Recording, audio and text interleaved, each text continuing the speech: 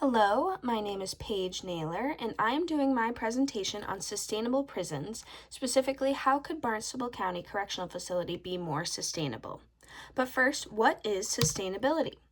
Well, our text defines it as the socio-political, scientific, and cultural challenges of living within the means of the earth without significantly impairing its function. As we all know, the human population is growing day by day. So sustainability focuses on how we can support the ever-growing population while still preserving the resources we need to continue supporting the human race. But what would this look like in a correctional facility? Well, we have the Sustainable Prisons Project to give us a great example.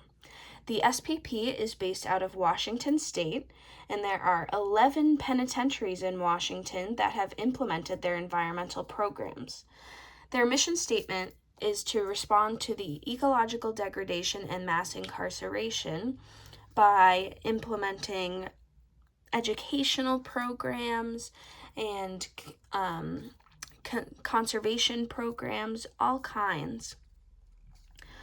Every prison in Washington has implemented some sustainable operations program in waste sorting, composting, recycling, gardening, and more and more.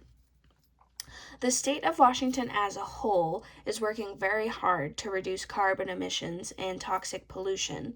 So the Washington Corrections put together multiple teams to tackle this issue within the prison systems, which is how we ended up with the SPP.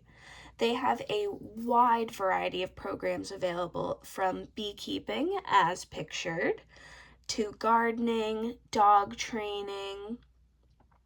They even have farmers markets and a pumpkin program. And while this is all well and good for Washington, we need to be implementing these things globally. But what about locally? Barnstable is slowly getting on board. The Barnstable County Correctional Facility was built on the Otis base in 2004, after the original jail outgrew the number of people who were incarcerated. In the 80s, the Otis base was on the national priorities list for having a surplus of volatile organic compounds in the wells. So there were extensive cleanup projects and many things were implemented in order to fix this. Cleanup activities included installation of municipal water supply well treatment systems, the treatment of 100,000 tons of soil, and the construction and operation of many on- and off-site groundwater treatment plants, many of which are still in effect today.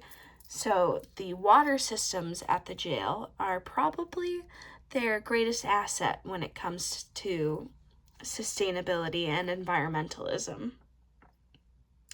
In order to support the costs of these groundwater cleanup systems, the Air Force actually installed 3 1.5 megawatt wind turbines after the jail was built to offset the cost. They installed 1 turbine in 2009 and 2 in 2011. The Air Force estimates that these wind turbines saves about $1.5 million a year in electrical costs. The roof of the prison is also covered in solar panels, which provides about 80% of the building's water heater needs. So they are on their way, but there are certainly some things that they could do better. What more could they be doing?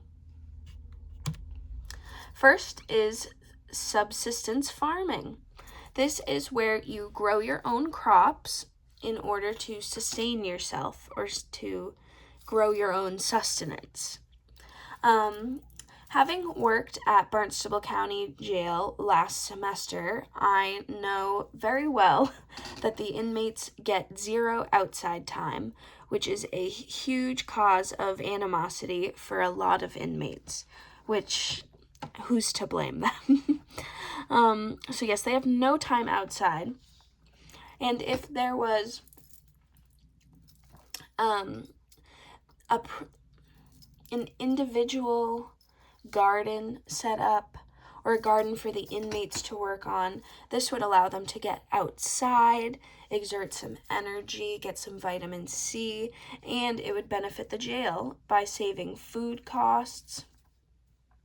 There is also a surplus of food waste within the jail, which would be all the more reason to get composting bins set up, which would be used to enhance the gardens as well. The food provided in the jail is very slim options. They are allowed to order fresh food about once a week, and then they get an apple here and there. But fresh produce would greatly diversify their diets. And big agricultural companies would take a huge hit, specifically the ones who are causing the most defamation of the crops. There's also ways to improve the energy consumption. So within the pods, the lights are on 24/7. And I understand that the staff needs to be able to see what's going on.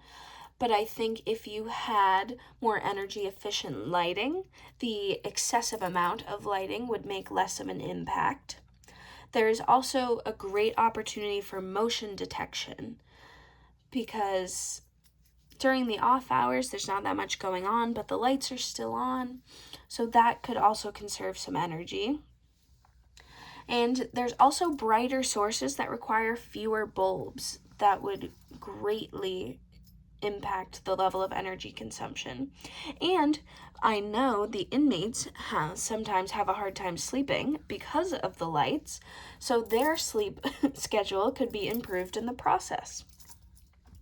There are also modern HVAC technologies that have smart technology, so they're able to control the temperature output a little better, and they are much more efficient for energy consumption, which could be implemented into the prison. The prison is responsible for many audits, many reports, and they track so much data. But they should be adding an annual carbon footprint tracking to these vast amounts of reports. If they had strict numbers about their energy consumption, we could keep a track, see where we need to loosen up a bit. And they could also keep track of where materials are being outsourced from that are coming into the jail. And they can ensure that they're using products that are environmentally friendly, like the cleaning products and the laundry detergent, and so on and so forth, the soaps, everything. There should be a way for them to organize this data and keep track of it so that they know how much damage they're doing. And finally, low flow plumbing. These have become a much bigger asset as of recently.